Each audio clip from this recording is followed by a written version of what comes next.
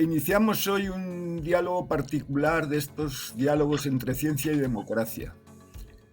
Es por el hecho de que yo, que soy biólogo y evolucionista profundo, me he enterado gracias a esta conexión con la EAC, con la vicepresidenta Carmen Andrade, que también elementos no vivos tenían concepto de membrana y podían ser esenciales para su supervivencia y su uso. Esto es lo que tratamos hoy de hacer, un diálogo entre lo vivo y lo no vivo, y simplemente esta introducción va por esta vía. Quiero sí señalar que cada vez más hay que pensar que las membranas han estado además y están en el propio origen de la vida. Y esto es algo que espero que se desgrane a lo largo de la conversación. Así que cuando quieras, Carmen, puedes empezar por tu parte. Hola, buenas tardes, Emilio. Un placer enorme y muchísimas gracias por invitarme a estos coloquios y lo apasionante del tema, aunque yo vengo del hormigón, que tiene muy poco glamour y que parece una cosa gris y una piedra, pero desde el punto de vista de la investigación tiene muchísimos secretos que ya intentaremos desvelar algo. Bueno, para empezar, yo quiero decirte que en biología el elemento básico de las membranas es su carácter amfipático, es decir, que son hidrofóbicas e hidrofílicas. Tú, como buena química, sabes lo que quiere decir eso. De tal forma que las estructuras en biología se han siempre identificado como bicapas lipídicas. Y según la composición lipídica, las membranas son diferentes en sus propiedades internas, pero en general las apariencias son las mismas. Es esta idea de que pueden adquirir una forma globular y que es por lo que las células parece ser que se han orientado por estar rodeadas por estas bicapas. No sé lo que ocurre en el caso del hormigón, si habéis sido capaces de hacer microscopía electrónica también. Tú me has dicho que has investigado mucho, que has leído mucho, que te has leído temas incluso biológicos sobre membranas, y con esta pequeña introducción ya mía, pues me gustaría que tú desarrollaras lo que habéis hecho y sabéis sobre las membranas en relación con materiales como el hormigón. Sí, bueno, el hormigón es un material poroso que es el cemento con el agua y los áridos que fragua y se hace sólido. Y entonces se convierte como una roca. Y la roca tiene una parte sólida y unos poros. Por tanto, tanto las rocas o los ladrillos o el suelo pueden funcionar como membranas, porque son porosos y puedes pasar a través de sus poros. Y es tan importante para el hormigón porque en todos los medios marinos y cuando se usan las sales para quitar la helada, para evitar la helada, el cloruro entra dentro de esos poros y si llega al acero que está dentro, le corroe. Y entonces es cuando se desintegra el hormigón y, digamos, pierde sus propiedades mecánicas y hay colapsos, muchos. Y es la mayor preocupación, el mayor fuente de colapsos en este momento es la corrosión de la armadura, que ha sido el tema de toda la vida de mi tesis, ofrecida por José Calleja, al que tú conociste en su día. Y claro, hay que estudiar la permeabilidad del hormigón a los cloruros, es vital. Y al dióxido de carbono, ahora que está muy de moda. Eso es por lo que yo lo he estudiado. O sea, son los cloruros. Por eso es tan peligroso y complicado para los materiales el estar cerca del mar. Claro, claro. Y luego los puentes, cuando se utilizan las sales de deshielo aquí en Madrid, eso termina atacando el acero que se pone dentro porque el hormigón resiste fuerzas de compresión, pero para que resista tracción y para que puedas utilizarlo en vigas, pues tienes que ponerle acero dentro que resiste a tracción. Y ese es el acero el que se corroe, ese es el que se corroe. Y también el dióxido de carbono, si el dióxido de carbono entra a través de los poros, pues lo mismo, termina neutralizando, porque es un ácido, la alcalinidad que le da al acero la pasividad para que dure mucho tiempo, y entonces le corroe como si estuviera en la atmósfera. Entonces, claro, la permeabilidad del hormigón es básico en el área de durabilidad. Bueno, yo te haría ahora dos preguntas. Has hablado de alcalinidad, luego el pH es alcalino. Muy alcalino el hormigón. Sin embargo, en el caso de las membranas biológicas, y este fue un gran descubrimiento, es la circulación de los protones, es decir, hidrógeno esencial, protones, y esto llevó, por ejemplo, a que en el caso de las membranas, que nunca han tenido toda la importancia que en mi opinión deberían haber tenido, porque los ácidos nucleicos han convertido a partir de la segunda mitad del siglo pasado la biología casi en una obsesión genómica o genética o ADN. De hecho, ahora todo el mundo habla siempre, está en mi ADN, sea inculto, culto o medio pensionista, sin probablemente conocer exactamente y de modo suficiente la biología. Esto ocurrió porque estaba siempre en duda cómo se producía la respiración, la fotosíntesis, que son los dos grandes procesos que son los que permiten respirar, fermentar. Y todas estas cuestiones pues estuvieron en candelero, como estaba al mismo tiempo todo el tema de los ácidos nucleicos, pues a mediados de los 60 ya toda esta historia estaba. Y hubo un científico inglés que era más teórico que experimental, Peter Mitchell, que fue el único premio Nobel que se otorgó a estas cuestiones por su concepto que desarrolló de la teoría quimiosmótica.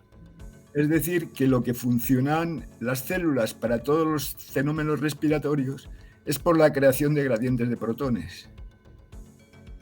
Sí, gradiente de pH, es gradiente de pH. Tiene que haber siempre un gradiente de concentración. Pero es un gradiente protónico y además lo que ocurre en el caso de las membranas biológicas es que una bicapa lipídica solo puede permitir pasos, pero absolutamente incapaces de ser selectivos, que en biología es absolutamente fundamental y necesario.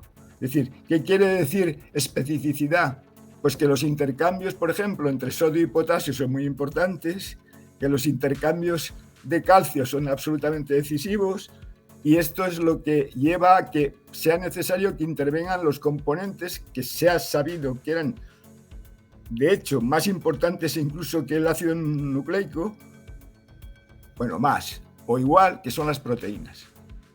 Y las proteínas son las moléculas que se resultan de la composición de los ácidos nucleicos, que se generan por un mecanismo absolutamente impresionante, que no sé si mencionaremos, pero en el que la síntesis de proteínas en biología es un proceso apasionante, es de una pequeña fábrica. Dentro de la célula, entiendo yo, que se genera. Claro que se generan dentro de la célula. En el caso de las células que son complejas, que se llaman células eucariotas, hay una organización particular que se llama el retículo endoplasmático. Es una estructura que está dentro y ahí justo funcionan todos estos. ¿Y quiénes son las maquinitas que funcionan en este caso? Pues son los ribosomas. Y tenemos pues millones de ribosomas en una célula y esas son las máquinas con las que se sintetizan las proteínas.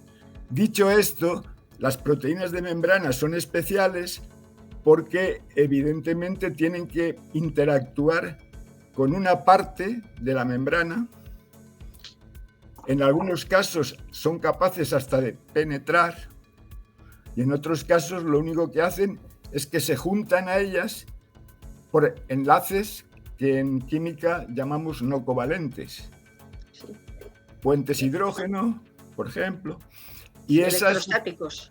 Electrostáticos. Y esos son otras proteínas, de las cuales el motor fundamental es una maquinita que se llama ATPasa, que es la que genera y usa el ATP, que es lo que se ha llamado la moneda energética de las células. Sin ATP estaríamos muy mal. ¿Pero esas proteínas que generas dentro salen fuera a través de la membrana o al revés, entran dentro de la membrana? En general, las proteínas de membrana o están incluidas en la bicapa o están pegadas por detrás. En el caso de algunas bacterias hay incluso otras sustancias que permanecen fuera y se asocian también por enlaces no covalentes. Pero eso en general no son proteínas las que están fuera, sino otros componentes como los liposacáridos y los sacáridos. Es que la vida es muy compleja. Sí, es mucho más compleja, y yo lo que he hecho siempre es acudir a otras especialidades. Cuando tengo un problema de este tipo, como hay otras especialidades que están más avanzadas que el hormigón, pues acudo para poder resolver, como ellos lo han resuelto, el caso que me interesa. Y en concreto quería enseñar el libro que para mí fue una gran, descubrimiento, que es sobre membranas, iones e impulso, de Kenneth Cole. Es de 1972 y es asombroso lo muchísimo que sabían en este momento de la Universidad de California, porque ellos son los que hacían toda la parte por impulsos eléctricos. Es decir, tú puedes estudiar una diferencia de pH o una permeabilidad de una membrana mediante la ley de Ohm, o sea, mediante la resistencia, la capacidad, la corriente, el potencial. Y yo acudí a este libro que me dio muchísimas ideas y que me ha parecido fascinante. Y lo apliqué al hormigón. Yo, de lo que soy más conocida es de haber aplicado campos eléctricos para ver la permeabilidad del hormigón. Tú ya sabes que precisamente estos influjos son los que son responsables de los impulsos nerviosos. Sí, eso lo aprendí en este libro. Claro. Es que cuando se habla de esto es eso. Y ahí también hubo otro premio Nobel para todo el estudio del mecanismo de estos intercambios.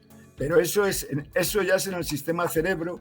El cerebro, además, que es absolutamente una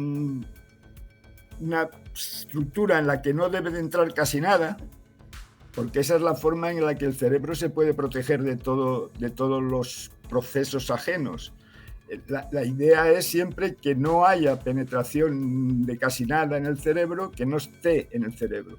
Y todos los impulsos nerviosos vienen pues del ejercicio de esas moléculas maravillosas que se llaman neuronas, en las que nuestro único premio Nobel en biología, Santiago Ramón y Cajal, descubrió, postuló, dibujó, maravilló y consiguió un premio Nobel trabajando desde España. Sí, bueno, esa mezcla entre lo que es la electricidad, o sea, la interacción de algo que parece inorgánico y que genera electricidad, que es una de las cosas que aquí ponía el libro, que realmente son como una batería. Es decir, tú, al tener una diferencia de potencial, porque tienes una concentración distinta, generas un campo eléctrico y generas impulsos eléctricos. Y la otra cosa que me pareció también fantástica es que parece ser que fue la base para extender el primer cable eléctrico desde Estados Unidos a Europa. Es que se dieron cuenta que eso, para ir transmitiendo la electricidad desde el cerebro hasta la mano, necesitas ir teniendo como baterías, como pilas, que van dándole un impulso eléctrico, o sea, le van dando una potencia mayor cada cierto tiempo, porque según va pasando la corriente o los electrones, pues se va atenuando, y entonces necesitas darle un empujón cada cierto tiempo para mantener el impulso eléctrico hasta el final. Es que en los materiales no vivos no hay proteínas, salvo que haya bacterias que no sé si se han estudiado. En el hormigón también es todo otro campo, el de las bacterias, sí. Pues eso puede ser muy importante, porque eso, claro, puede ayudar incluso a no solo lo que puede ser ya la composición química, sino la presencia de bacterias en hormigón, donde, por poco que yo sepa, igual contribuyen mucho más las arenas, los áridos, que no el propio cemento, vamos, quiero decir, el Sí, propio... la pasta de cemento, la La pasta. pasta esa. No, en el hormigón lo que interesa es que sea barrera, barrera, barrera. Es decir, todo lo contrario, que no permita el paso de electricidad. Ah, Que su resistividad sea muy, muy alta, porque eso digamos, lo protege contra que le entre nada. Es decir, lo que ah, interesa al hormigón es que, igual que en la piedra de las catedrales, que interesa que no se deterioren, pues el hormigón lo mismo, que tenga muy poca porosidad, muy poco permeable y que no le entre nada. Entonces es fantástico, puede durar miles de años. bueno, en ese sentido se convierte en algo tan protegido como el cerebro. Posiblemente sí, y es curioso en esto de los diálogos de democracia, ciencia-democracia, la importancia de la interacción, ¿no? Lo que tú llamas siempre cooperación, lo de que es fundamental en la biología, la cooperación y la generosidad, que en el fondo es la interacción con tu medio. Y entonces te das cuenta que si entras en esa filosofía, todo es protección o todo es comunicación. Y Bueno, la membrana es un intermedio, claro. claro, esto es fantástico porque yo no me podía imaginar hasta que he hablado contigo, y tú eres más joven que yo, pero ya no somos niños, yo No, no. mucho menos, yo estoy ya muy cerca de la superancianidad, que esto podía darse. Y curiosamente, en este momento, yo tengo aquí un libro, que no sé si se verá. Se llama La cuestión vital, de La Nick cuestión Lane. de Nick Lane. La cuestión vital es un libro que me llegó en un momento crítico importante porque yo estaba trabajando mucho en el tema de evolución, que es mi obsesión, pero eran unos momentos en como consecuencia de la crisis económica de 2007-2008, me había interesado en desmontar las falacias de la economía y las visiones equivocadas, en mi opinión, sobre muchas cosas que tienen que ver en cierto modo y conectan con la biología. Entonces, bueno, pues ahí me interesaba mucho más el concepto de evolución integrador, que es el que mostraba la interacción entre la naturaleza, que es compuesta de los seres vivos y del medio ambiente, la cultura y la ética. Y este libro me llegó en ese momento y además en el momento que empezaba la pandemia. Por lo tanto, no me he podido leer este libro y precisamente con motivo de nuestra conversación, de repente dije, tengo este libro. Y este libro es apasionante en el sentido de que se hace la propuesta que surgió, pues quizá ya estábamos en los años 70, 80, de la idea de que probablemente una simbiosis entre dos tipos de bacterias, algunas de las cuales se descubrieron muy en los finales del siglo pasado, que son las arqueobacterias. Me suena así. Pues eso fue un concepto de un señor que se sacrificó, porque al final fue casi denostado, Carboese, W-O-E-S-E, Carboese, que se empeñó en intentar buscar elementos a la evolución que matizaran lo que una mujer muy importante, Lynn Margulis, que no sé si os suena. No, Lynn Margulis no me suena. Pues Lynn Margulis fue muy importante ya porque incluso se pensó en ella como una posible revolucionaria total, porque ella lo que defendió es que la evolución había resultado de la simbiosis entre bacterias y entre mitocondrias, que serían bacterias, y todo esto lo desarrolló con esa idea de llamó endosimbiosis serial, es decir, acumulación de células que se iban integrando. Y sin embargo, al mismo tiempo, una persona que se llama Bill Martin y con un alemán Müller hicieron la propuesta dándole la razón a Margulis, pero introduciendo lo que Carboese había descubierto con las arqueas y postularon que podía ser la simbiosis entre una arquea y una bacteria lo que ha dado lugar a la célula que ha permitido que luego se organice todas las células complejas que constituyen los seres más diversos, que se llaman los que contienen células eucarióticas. ¿Por qué? Porque tienen un núcleo donde está el ADN que está individualizado, cerrado, mientras que en bacterias y arqueobacterias eso no ocurre. El núcleo está distribuido en el interior de la célula sin tener un compartimento particular. Ya.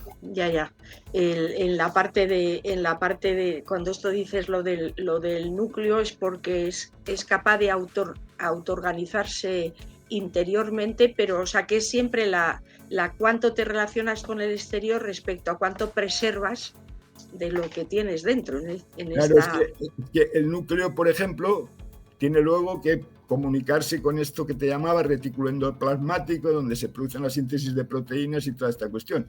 Todo al final es lo que estabas comentando, interconexiones, cooperación, relaciones de regulación, todo esto que para mí ha sido fascinante y que sin embargo a la gente le ha costado entrar en la cabeza que es más importante casi que la información, que es donde está el ácido nucleico, el ADN, es la regulación.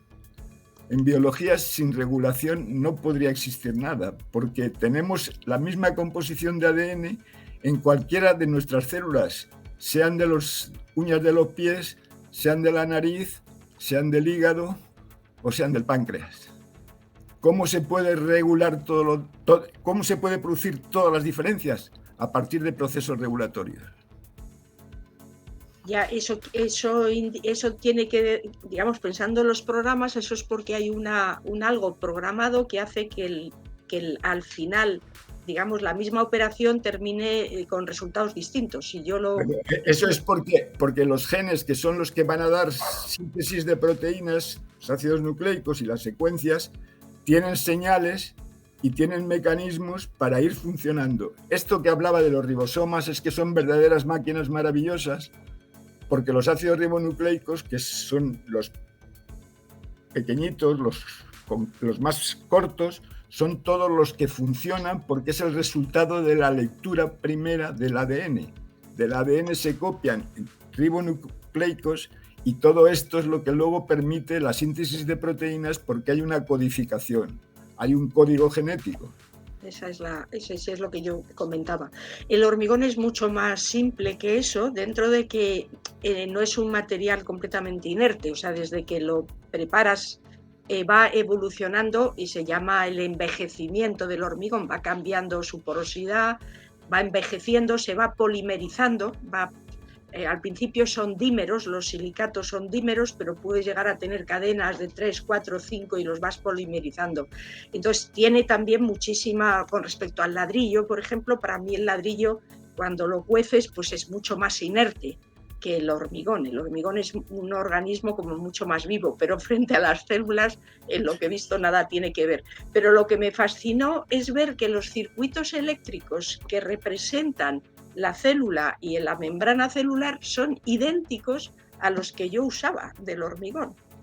Que tengo que calcular una capacidad eléctrica, una resistividad eléctrica, su constante dieléctrica, todo eso, y eso siempre me ha fascinado, lo que es el hecho de que las leyes básicas son universales, es decir, son aplicables en todo, y es a lo que el investigador, que esto me gustaría mencionar a Salvador de Aza, al cual tú conociste muy bien y que fue vicepresidente nuestro y director de cerámica, que tuve con él unas cuantas charlas científicas muy positivas, y entre ellas recuerdo una que se me quedó muy grabada cuando me comentaba de gente de mi instituto que decía, bueno, hay que huir de que sea la curva sube, la curva baja. El investigador cuenta, hace ensayos, no piensa previamente y entonces al final lo que cuenta es que la curva le sube, la curva le baja, la curva le sube.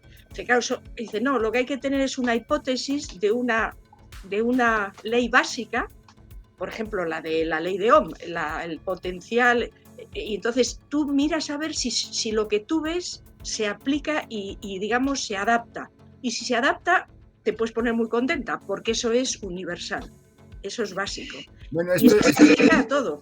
Esto es maravilloso y lo que quería decir con respecto a este libro es que la propuesta de Bill Martin y de Müller es que al final esta combinación entre las arqueas, que son las bacterias que fueron descubiertas en cierto modo, aunque existían ya desde millones de años y miles de millones probablemente, como las bacterias, fue Carboese estudiando precisamente una sola molécula, estudiando una molécula componente del sistema ribosómico.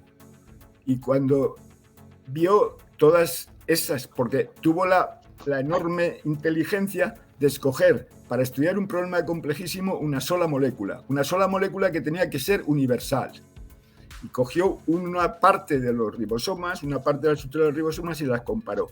Y vio las diferencias enormes y ahí se encontró con que había estas arqueobacterias que yo no estudié, ni mucho menos en mi carrera. Eso parte muy al final del siglo pasado, este concepto de las arqueobacterias. Y la propuesta de que sea una simbiosis entre arqueabacteria y una bacteria de las que hemos estudiado a lo largo de muchos más tiempo, pues es que incluso tienen diferencias en su membrana. La parte fosfolipídica de las bacterias está hecha esencialmente de moléculas que se llaman fosfolípidos, son lípidos más sencillos, mientras que curiosamente las membranas de las arqueobacterias son isoprenoides, que son moléculas mucho más largas y complejas. Pues curiosamente esto es lo que fue la principal crítica que les propusieron a Martin y Müller y dijeron, ¿y por qué al final la célula resultante ha sido una compuesta de membrana bacteriana y no de arqueomembrana? Pues ellos lo que decían es que procesos evolutivos se habrían llevado a utilizar aquello que fuera más efectivo, mejor y que permitiera avanzar. Porque al final no tenemos isoprenoides en ninguna membrana de las células nuestras. Habría que ver el ambiente, el medio en el que se generó esa membrana, porque eso seguro que influyó, claro, pero por eso al final la propuesta impresionante que se hace y que el libro también desarrolla es que el origen está en la energía de la vida. Son los procesos de intercambio de energía los que han sido responsables de la generación de la vida. Esta idea, que es absolutamente revolucionaria, curiosamente no sé qué ha ocurrido porque se ha quedado como dormida. Sin embargo, todo lo que aquí aparece en la contraportada del libro, The Guardian, The Times, Financial Times, The Sunday Telegraph, New Scientist, todos están diciendo, esto es como una revolución copernicana. No sé qué demonios ha ocurrido que ha arrastrado el mundo con sus obsesiones y sus problemas para que esto haya quedado un poco diluido.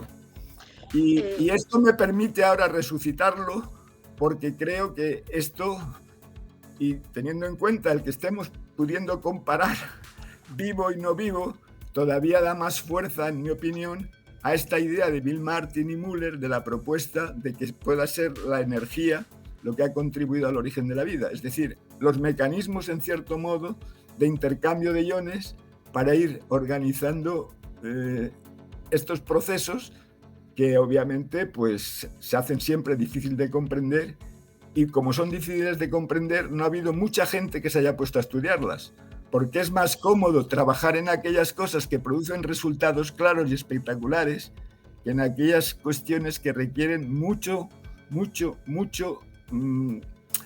reflexión, mucha acumulación, un cierto sacrificio, porque sabes que probablemente como mucho no te van a reconocer nada o incluso te van a lapidar, porque la ciencia y el mundo científico también es muy duro.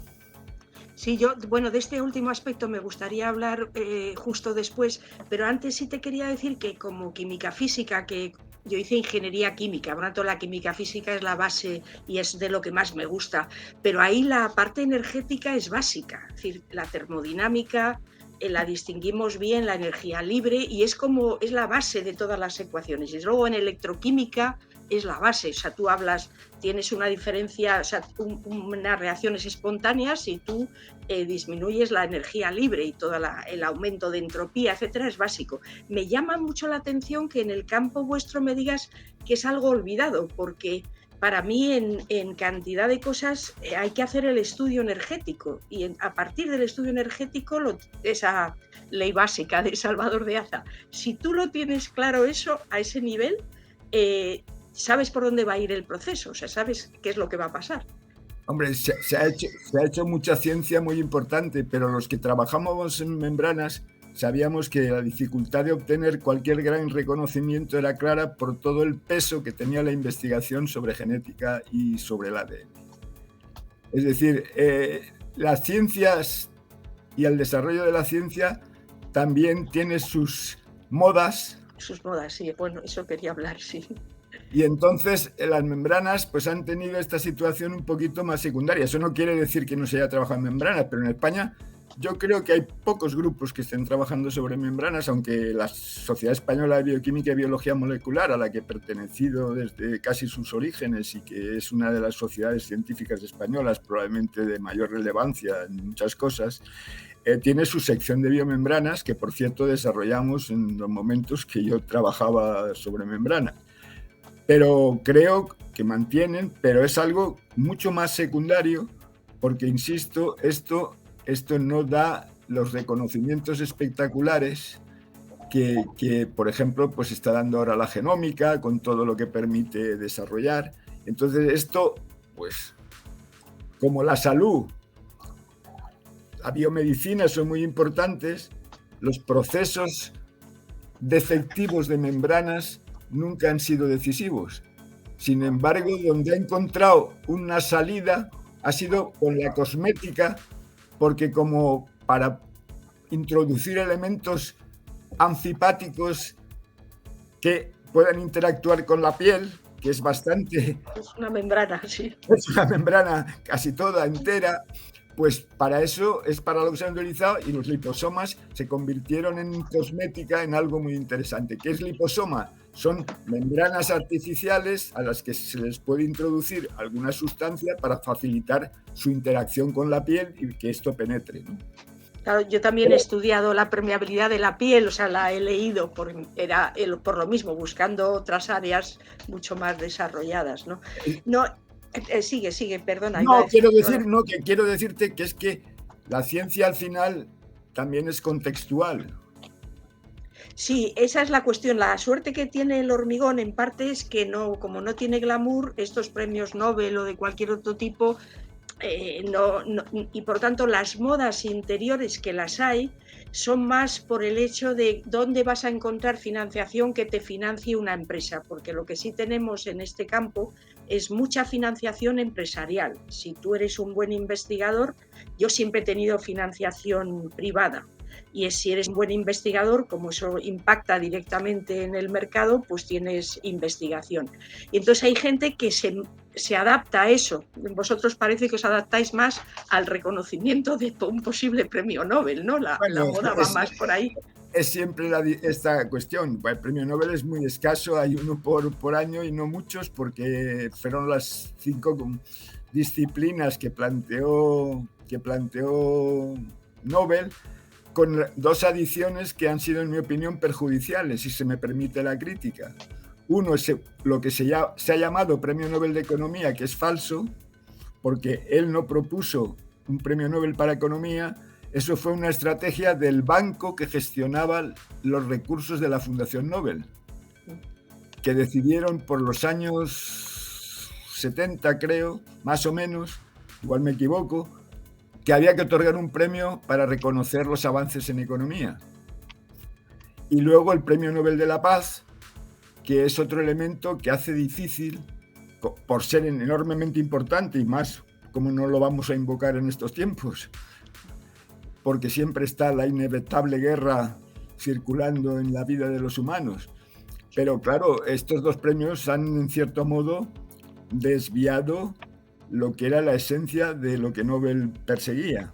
Pero es que en aquellos momentos Nobel no sabía que existía ni la bioquímica, que ha sido decisiva, habló de premio de medicina o fisiología, fue lo que pudo hacer el hombre, la química, la física, en fin, la literatura, aquello que estaba contribuyendo esencialmente a la cultura de la humanidad en aquellos tiempos.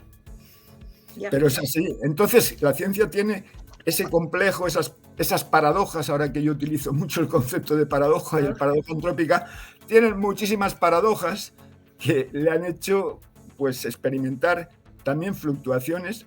Bien, es verdad que como ha habido grandes desarrollos, pues se ha avanzado mucho en muchos aspectos. Otro de los temas que has sugerido antes o se me ha sugerido y que creo que el otro día también lo acometiste en el diálogo con Víctor Ladero, es todo el tema también que tiene que ver con la moda y las publicaciones, ¿no? Y la situación que vemos en el cual cuando yo empecé a trabajar era básico el tema ético, el tema de que tenías que citar a los anteriores, que tenías que reconocer, y si tú, digamos, referencias bibliográficas no eran correctas, te podían rechazar un artículo, y yo ahora eso lo veo todo muy perdido. Es decir, soy revisor de bastantes revistas y la gente hace las revisiones al peso, es decir, empieza a citar de fulanito, menganito, menganito, menganito, han hablado, pero no lo discute, no lo de este. Pues sí, entonces llevamos ya mucho tiempo, porque ha sido esto un placer, pero no creo que debemos pasarnos y llegar más que a los 40 minutos. Sí, de acuerdo, sí, por eso sacaba este tema ahora. No, me parece estupendo. Creo que esto es otra de las cosas que hemos denunciado también, porque yo me he dedicado, aparte de otras cosas, pues a ser esencialmente interdisciplinar en la modestia de mis posibilidades. Y como tuve la fortuna de hacer intervenir en la política científica, pues también me llevó al final en devenir en un filósofo de la ciencia, ¿no? Y entonces, bueno, pues una de las cosas que es claras es que en este momento no está en peligro la democracia, que también está, y por eso la preocupación de estos diálogos, sino que la propia ciencia se encuentra también en peligro. Y estas cosas que queremos hacer desde la EAC es no solo acercar la ciencia a la sociedad y sobre todo la sociedad que se acerque a la ciencia y puede entender lo que esto significa, para decir que somos también humanos con todos nuestros problemas, pero que al fin y al cabo lo que ha pretendido siempre es ser un poco más ética, más responsable, y que si esto se resquebraja, bueno, fueron los 4 elementos que Merton, sociólogo de la ciencia, planteó, la idea del comunismo en el sentido de que se comparte, de universalismo, que la ciencia es universal. La ciencia no pretende el beneficio personal y pretende además ser estético, pero ordenado. Eran los judeos que se llamaron. Bueno, pues esto también se está pervirtiendo. Y esto es algo que quizá con estos diálogos, poquito a poco, vayamos ayudando. Y esta maravillosa idea de poder encontrar conexiones entre lo vivo y lo no vivo me parecía un momento único. Y así que te agradezco mucho el que tú me lo dijeras en una de nuestras conversaciones telefónicas, en que en vez de hablar de política, decidimos hablar de estas cuestiones. De las membranas. Sí, no, yo lo que sí me gustaría decir es que entiendo que en el campo de la ciencia se necesitan muchas personas, digamos, a lo mejor no completamente brillantes. Todos los investigadores tienen un punto de aventurero y brillante, porque se necesita generar muchos datos. Estadísticamente salen muy poquitas buenas ideas, pero tienes que tener una base muy grande. Pero claro, es fundamental que sean esas personas o los más creativos tengan idea de que es necesario siempre plantearse un reto de algo desconocido. Es decir, que tenemos que ver cómo avanzamos, no como a veces pasa en el fútbol, que los ves jugar y ves que se pasan en el medio del campo la pelota todo el tiempo y dices, oye, digamos, la portería está al otro lado, que tienes que disparar al gol, si no avanzamos. Es decir, que se quedan en el medio campo jugando, pasándose la pelota. Esto es muy típico de la española. A mí es que me gusta el fútbol, de la selección española, pero dices, vale, pero hay que disparar a puerta. Pues aquí esto es lo que a veces encuentro, que hay mucha gente que se acomoda a decir, yo voy a ir a una revista Q1, a no sé qué, tienes un montón de datos, sale no sé qué, pero lees y dices, pero es lo mismo, es decir, plantéate algún reto nuevo, ¿no? Y yo creo que eso es lo que me gustaría transmitir, porque cuando uno entra como investigador, a mí me parece siempre entras como quien hace espeleología, ¿no? Entras en una cueva, no ves lo que va a salir, y es como una aventura de que lo pasas muy mal hasta que le ves que todo aquello empieza a tener un sentido, ¿no? Y eso yo creo que es una sensación muy positiva, y como humanidad es donde debemos ir, hacia el progreso, a apuntar a un poco más, ¿no? Me parece que es una buena idea para cerrar este primer diálogo. No creo que sigamos hablando sobre membranas, pero quizás sí algunas cosas que se puedan derivar de las membranas y de otras cosas que tengan que ver en esta relación entre vivo y no vivo, que para mí ha sido ya el colmo de la interacción y de la interdisciplinaridad. Muchas gracias, Carmen.